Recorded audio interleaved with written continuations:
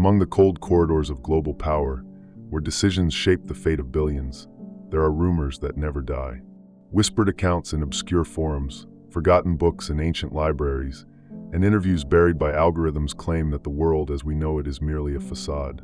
A carefully constructed smoke screen to hide something that walks among us, silent, calculating, ancient. Are these merely metaphors for corruption and greed? Or is there something beyond human understanding behind the world order? It is said that influential figures are not what they appear to be. The theory is bold, unsettling, and discredited by many. A race of reptilian beings is said to have infiltrated the upper echelons of society, manipulating everything from the shadows. The idea defies conventional logic, but what if it's not just delusion? What if the signs were always there, camouflaged in history, art, and geopolitical decisions? After all, who really rules the world? Welcome to another night, where mysteries never sleep. I'm Midnight, and this is 7 Nights. Before we begin, I'd like to ask for your help. Like the video, leave a comment, and subscribe to the channel. It's just a click, but it makes a huge difference in helping YouTube deliver these videos to more people and allowing me to keep bringing you this content. I'm counting on you. Let's get to the video.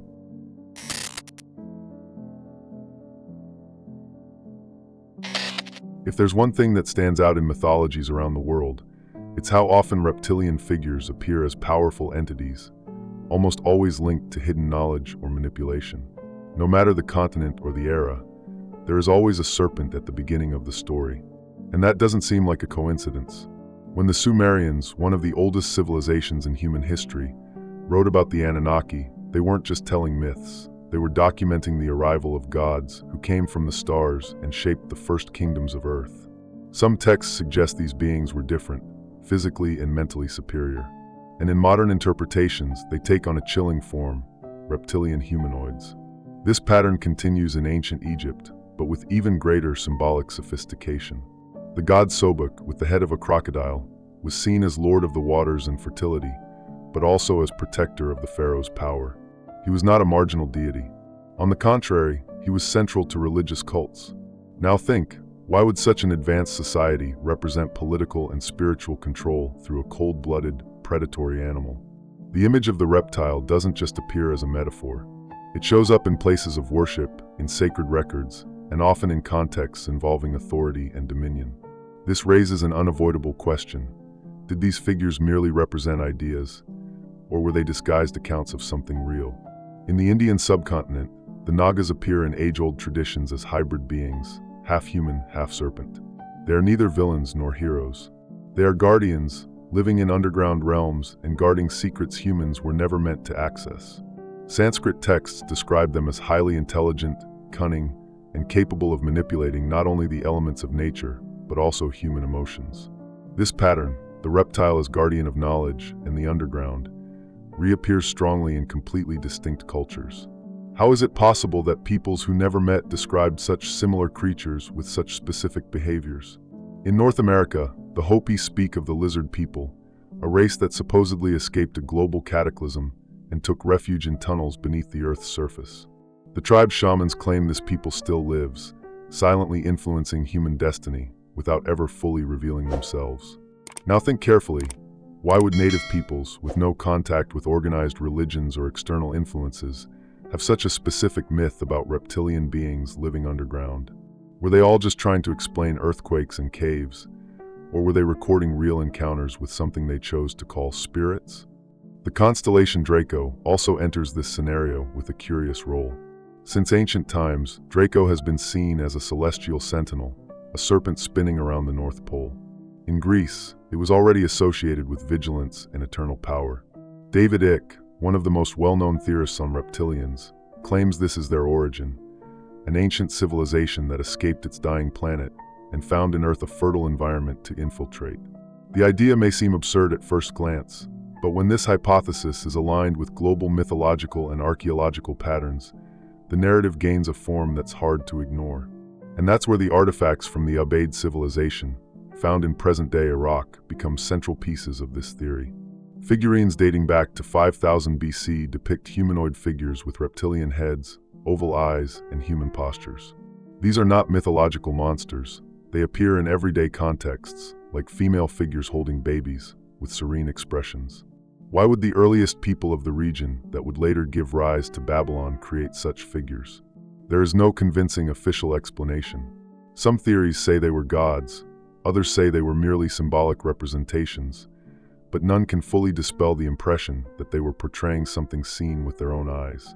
The connection to the underground is also a recurring element. Various structures in different parts of the world suggest that ancient civilizations had advanced knowledge of underground engineering. Tunnels connecting distant regions, such as those in South America and Central Europe, defy the technical capabilities of their time. What was the purpose of these passages? Some explanations mention escape routes, others religious connections, but none seem sufficient when considering the quantity, precision, and effort required. What if these structures were, in fact, part of an ancient global network, built not by ordinary humans, but by a race accustomed to living beneath our feet? With the advancement of research in alternative archaeology and ufology, the theory has grown that the reptilians are not visitors, but inhabitants. They didn't arrive recently, but have always been here, as silent co-inhabitants of the planet. The idea that they live underground, away from human eyes, also supports theories about underground bases shared between these entities and human governments. And this connection with modern political and military structures is precisely what makes the theory so dangerous to many. This is where symbolism gains weight. Many royal families and powerful organizations use serpent, dragon, or reptilian eye symbols in their crests, logos, and architecture. It may seem like mere aesthetics, but when these patterns repeat across different power groups, the picture begins to seem less accidental. Could it be a symbolic homage to a hidden lineage? A way of marking territory or paying respect to those who truly hold control? Of course, all of this could just be coincidence. But how many coincidences are needed to form a pattern? And why are so many elements related to spiritual and political dominion directly or indirectly linked to reptilian beings throughout history? The origin of the reptilians may sound like a fictional story, but when it arises repeatedly, crossing centuries, continents, and cultures, it begins to resemble something closer to a structure than a delusion. And like every structure, it has foundations. What lies hidden beneath these foundations may reveal much more than we imagine about the world we live in.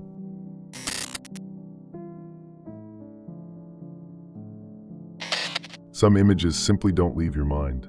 A live close-up of a television host shows eyes blinking, horizontally.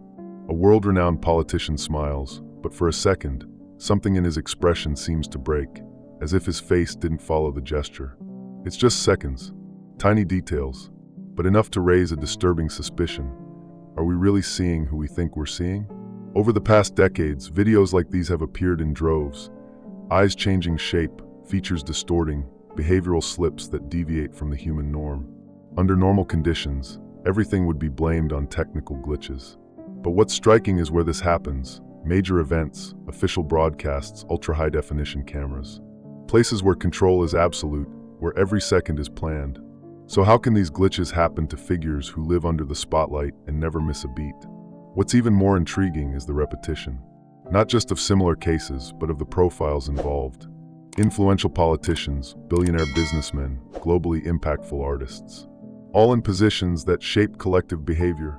People who, in theory, should have nothing in common besides fame, but who, according to certain theories, share something much deeper.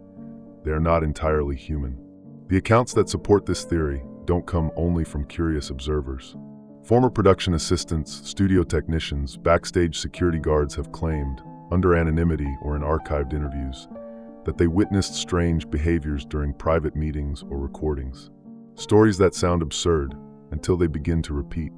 An assistant swears she saw an executive blink twice, but with different eyelids. A technician says an actor's reflection in a window was completely different from what appeared on camera. How do you explain that without falling into the easy label of hallucination? The most accepted hypothesis among scholars of the subject is that of sensory camouflage. These beings supposedly don't physically shapeshift. Instead, they manipulate how they are perceived. A trick of perception, a kind of neural projection that deceives human eyes. This would explain why these glitches occur under high pressure, intense lighting, or visible stress. The illusion breaks, and for a moment, what lies beneath is revealed. And here comes a disconcerting detail. Many of those suspected avoid direct contact with the public. They are surrounded by protocols, barriers, scripts. They rarely touch people, They don't express spontaneous emotions. Some are never seen in everyday situations, supermarkets, traffic queues. They live in bubbles, surrounded by symbols, security, secrets. Is this just part of stardom, or a protective measure to maintain the disguise? Family connections also raise questions. Certain dynasties of global power are made up of individuals who always seem to be in the right place at the right time. Generation after generation, they remain in the background of international decisions, centuries-old banking institutions, global councils. They are not just wealthy. They are fixed, perpetual, invisibly present. And when they appear in public, they carry an almost artificial air, always controlled, always flawless. Is that discipline or training? In symbolism, other clues emerge. At public events, concerts, or political speeches, certain patterns repeat. All-seeing eyes, pyramids, hidden serpents in the stage design. Few people notice, but those who watch closely realize these symbols are not placed there by chance. Are they messages? Marks of belonging? Or tests to see who's paying attention? Some scholars say these figures maintain control, not only through influence, but through fear. Every time someone tries to break the silence, a journalist, a former aide, an independent researcher, something happens. Whistleblower reports vanish, files disappear from the internet, careers are destroyed. Some say silence comes at a high cost, and those who don't pay simply disappear from the radar. If all of this is true, if these beings are indeed among us, infiltrated at the decision-making points, then the world as we know it is a carefully constructed illusion. They don't need weapons or armies. It's enough for us to stay distracted, divided, and always looking in the wrong direction. But the most frightening part of this hypothesis is not the idea that there are reptilians among us. It's imagining how many of them already rule, without anyone realizing.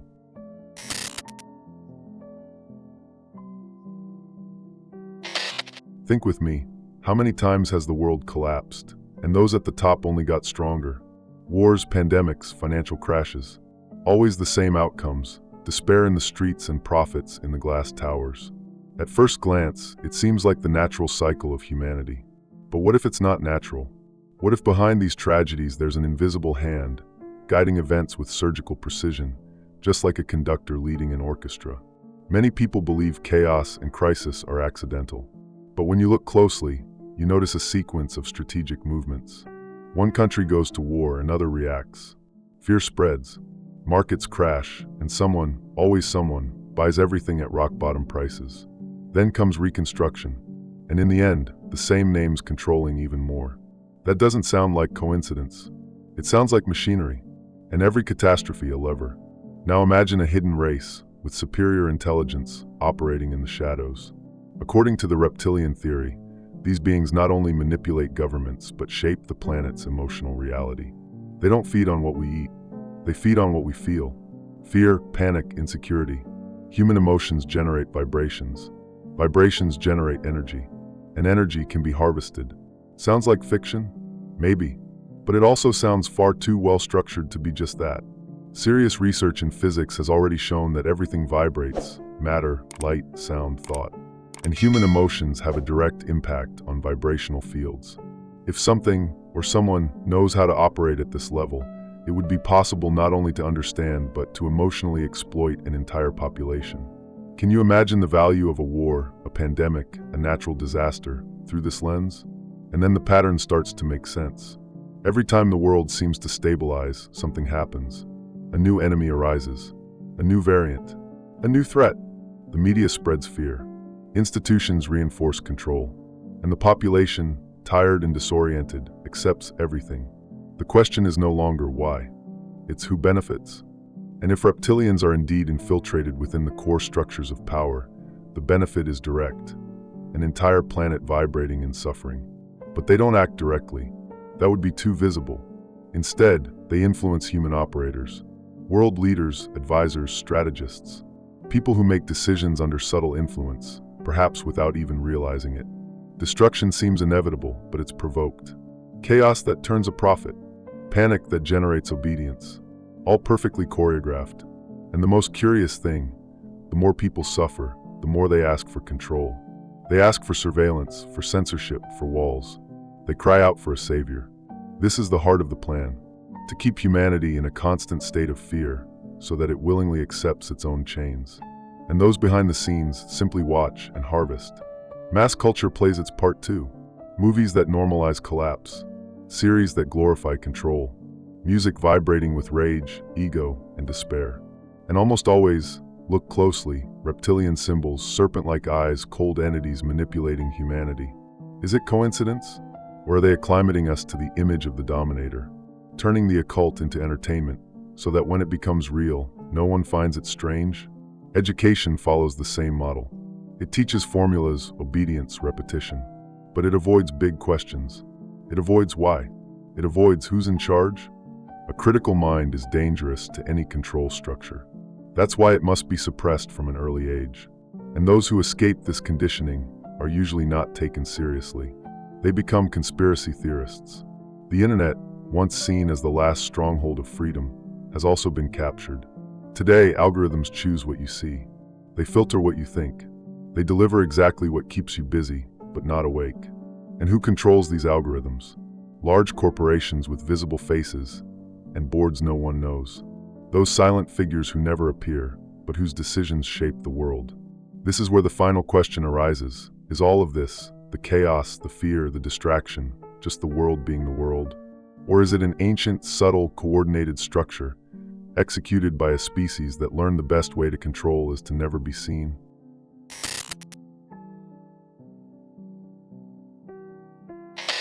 Have you ever stopped to think about why some families have been in power for centuries, even when everything around them changes?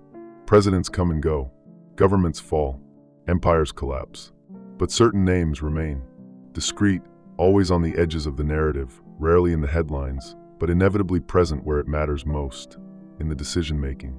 This pattern raises an old suspicion, one that's increasingly hard to ignore. What if these faces aren't just wealthy, but instruments of something even older and quieter? The reptilian theory claims that the world's great leaders, the untouchable billionaires, the owners of central banks and global conglomerates, are not at the top of the pyramid. They are pieces, refined pawns, human beings in positions of influence, but under the command of a superior intelligence, cold, calculating, and invisible. Many might not even know it. Others perhaps accept this pact in exchange for power and longevity. But what they all have in common is their function, to keep the world distracted and submissive. These elites do not act on their own. Their actions follow patterns that, over time, become predictable. Control of information, centralization of the economy, implementation of singular narratives, and most importantly, the maintenance of symbols, rituals, and codes that reinforce loyalty to the true command. And here enters something few people notice: the details. Official ceremonies filled with esoteric symbolism, carefully chosen words in public speeches, architecture designed with specific geometries. These are not just stylistic choices. They are marks, signatures of those who truly dictate the rules. The host of a major international event makes a strange hand gesture. A president wears a tie with a scale-like pattern. A new logo for a global company shows an eye within a pyramid. Taken individually, they're just details. But together, they form a language. And those who understand this language know exactly who is in service to whom. These elites do not communicate like the public. They operate on another level, symbolic, ritualistic, and invisible to the untrained eye. There is a chain of command, and the public faces are at its base. Above them, obscure councils, unelected influence groups that meet behind closed doors to decide the fate of entire nations. Forums, committees, annual meetings in remote locations. It's in these spaces that global decisions are made far from the cameras. And according to theories, this is where the reptilians come in. Not as participants, but as observers and advisors. Those who speak little, but make everyone move. Many of these human leaders share common traits. Emotional coldness, little direct contact with the population, impeccable speeches but soulless. They are groomed from an early age, educated in specific institutions, surrounded by mentors who shape their worldview. They are raised not to serve, but to maintain control. They are indoctrinated, not enlightened. And perhaps they don't even realize they are under the direct influence of an agenda far greater than their own. And when one of them tries to stray from the script, there are consequences. Scandals emerge, sudden illnesses, unexpected accidents. The elite moves in a straight line, and any deviation is quickly corrected. Because control must be total. Those who obey rise. Those who resist disappear. And as time goes on, this system of forced loyalty becomes more refined. It's interesting to note how this same elite always appears with the solutions. They create the problem and then sell the cure. This isn't just a power game. It's narrative control. They know what's going to happen before it happens. And that's only possible with privileged information or external guidance. Someone is dealing the cards, and the players are just following the hand they're given. In religion, the pattern repeats. Spiritual authority figures, influential in billions of lives, are often connected to the same structures of financial and political power. The sacred and the profane walking side by side. Coincidence or co-optation? After all, to control faith is to control hope. And a humanity without hope is easier to bend. If the reptilians do in fact exist in this equation, they wouldn't just be dominating the body, but the spirit. Art is also a tool. Cinema, music, fashion, all turned into showcases for codes, messages, and subtle indoctrination. The cult of celebrity becomes the cult of power. And those who rise to fame are often the same ones promoting symbols, speeches, and behaviors aligned with the dominant agenda. It's not about talent. It's about function. The most unsettling part is realizing that this pattern repeats, generation after generation. The global elite changes faces, but not behavior. Strategies are recycled, names rotate, but the essence remains. To keep humanity too busy to notice who's really holding the reins. And that brings us to the inevitable question: are the true rulers of the world even human? Or are we applauding puppets, without ever seeing who's really pulling the strings?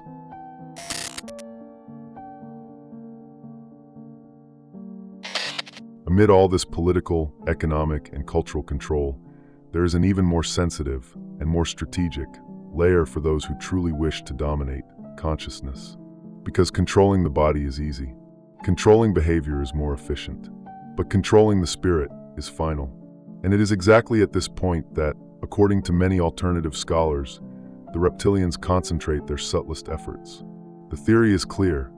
These beings don't just manipulate external reality. They create a system that limits internal perception. An invisible prison where the human being is kept distracted, disconnected, and spiritually blind. This spiritual matrix isn't made of bars or walls, but of constant stimuli. Stimuli that pull the individual away from themselves, from self-knowledge, from intuition, from inner freedom. One of the main mechanisms of this supposed prison is fear. Not just physical fear, but existential fear. Fear of death, of scarcity, of failure, of judgment. Fear becomes a tool, a constant frequency, and the more an individual vibrates in this energy, the further they drift from what they could become. Fear blocks, paralyzes, diminishes, and for those who feed on these vibrations, the more fear, the better. Another effective mechanism is distraction. Modern life is designed so that no one stops, so that no one looks inward. Constantly there are stimuli, screens, sounds, notifications. Excessive work, rampant consumption, worship of appearance. All of it forms a magnetic field that keeps the mind busy and the spirit asleep. It's as if humanity has been trained to run, but without knowing where to. And the most perverse part, many believe they are awake. The spiritual matrix is intelligent. It adapts. It creates false exits, offers controlled paths, manufactured movements, even spiritualities programmed to seem liberating. But in practice, they keep the individual in the same cycle of dependence, repetition, and emotional fragility. It's a controlled awakening, a kind of permitted rebellion, but only to a convenient extent. This theory suggests that the reptilians understand the human psychic structure very well, and that they use this knowledge to prevent people from reconnecting with their essence. It's not about religion. It's not about doctrine. It's about vibration, about preventing alignment with higher frequencies, where fear holds no power and control loses its grip. Because a fully awakened human being is unpredictable and impossible to dominate. The spiritual actions of these beings, according to some accounts, date back to ancient times. Civilizations like the Sumerians, Egyptians, and even some indigenous traditions spoke of entities that deceived men, promising light but delivering control. In many of these cultures, the serpent appears as an ambiguous symbol, sometimes of wisdom, sometimes of manipulation. Is it merely an archetype or a coded warning? Curiously, certain places on the planet seem to concentrate denser energy. Regions of constant war, chaotic urban centers, zones of extreme inequality. Some researchers call these drainage zones, places where human suffering is systematic, prolonged, and often invisible to the rest of the world. Could these be strategic points of energy harvesting? Vibrational extraction fields? Meanwhile, true spiritual pursuit, the one that liberates, is often discredited. Those who question the prevailing spiritual structure are ridiculed. Those who follow alternative paths are labeled. The very idea that something exists beyond the visible world is treated as superstition. But why so much effort to keep human consciousness tied to the material? What's so dangerous about awakening? The spiritual matrix doesn't stop you from seeing it. It stops you from questioning it. Everything seems normal. The routine, the habits, the systems, until you start to feel that something is wrong. A background noise, a permanent disconnection, a void that neither money, nor fame, nor pleasure can fill. And that void is the beginning of the break, the exact point where the illusion begins to crack. If the reptilians are indeed operating on invisible levels, their greatest victory wasn't taking over governments. It was convincing humanity that nothing beyond the visible exists, that the spirit is fantasy, that self-knowledge is a waste of time, and that the only thing that matters is to keep running. But what if the real escape isn't physical? What if the way out of the prison lies within one's own consciousness?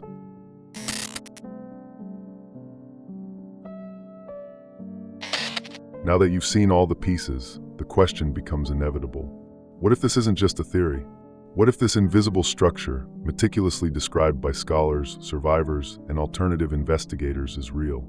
The idea of non-human beings manipulating the world may sound absurd, but the world we live in today is exactly what this theory describes: a planet dominated by fear, distraction, and an increasingly invisible form of control. Think about how many decisions affect your life, and how few of them you've ever had access to.